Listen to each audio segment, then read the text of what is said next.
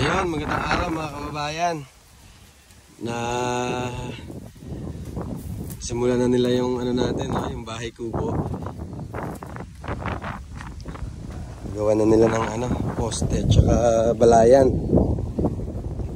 At the same time, maglalagay tayo dito ng gulayan.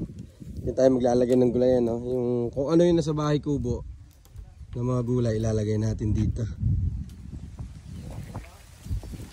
Bale, ano to, 4 agwas. Mataas yung kanyang sahig.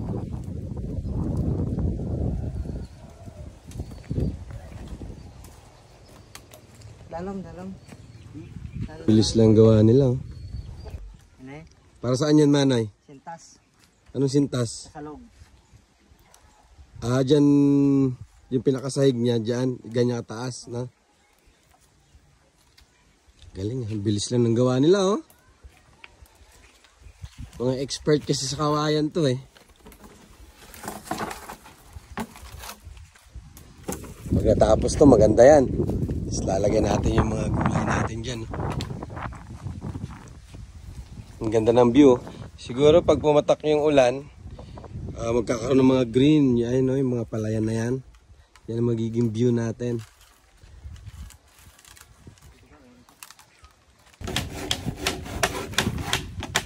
Yan, nilalagyan na yung tarugo.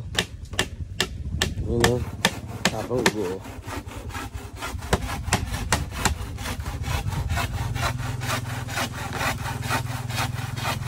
Mabilis lang.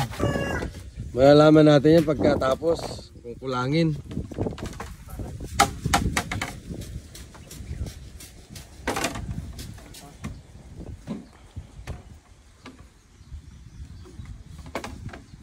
Para ka lang pala nagbabahay-bahayan, no?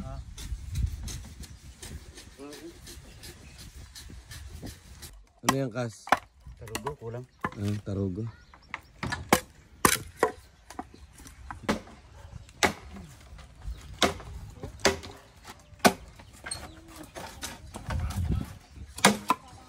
Bilis lang. Mas mabilis pa sa lagari.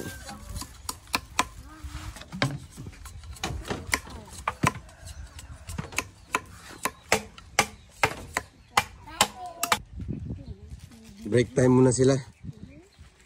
Anong sunod na gawin natin, Manay? Salog. Bali, ang susunod na gagawin namin is sahig. Yan, sasahigan na yan, ng kawayan. Ayun, ito na yung ano niya, mga pamakuan. Yan. Tapos ipapatong dito yung pinakasahig na kawayan. Wala kasi kami makuha na kahoy. Yung pamakuan yun, sana mas maganda. So kawayan na lang nilalagay namin. Susunod na lang pag magkapera tayo, lagyan natin.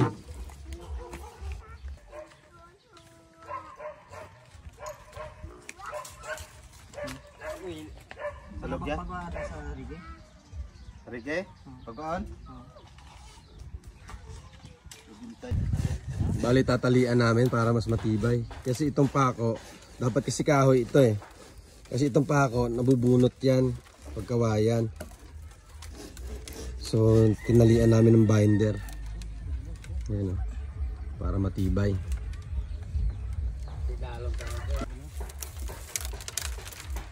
Ganyan magtali, oh. Ayan. Ayan.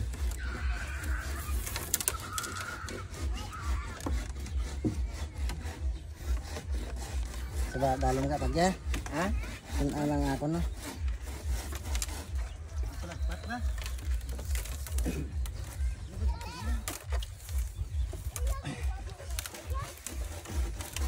Muna ako.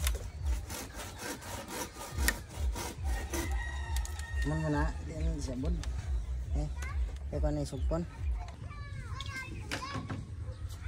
Kinakabit na yung lagayan ng bubong. Tapos ito na yung natin, yung salog o tinatawag na sahig. Yan, yan. Lapit na to. For now kasi hindi naman to lalagyan ng dingding. Kumbaga yan lang siya muna. Tapos doon banda yung lababo niyan.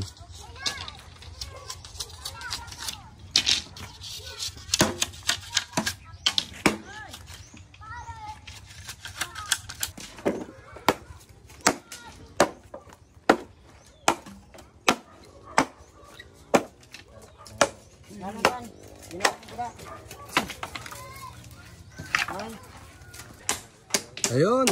Ano nila ini? Halos buo na oh. May ano na. May sahig. Hindi ko po dyan yung gabalabag oh.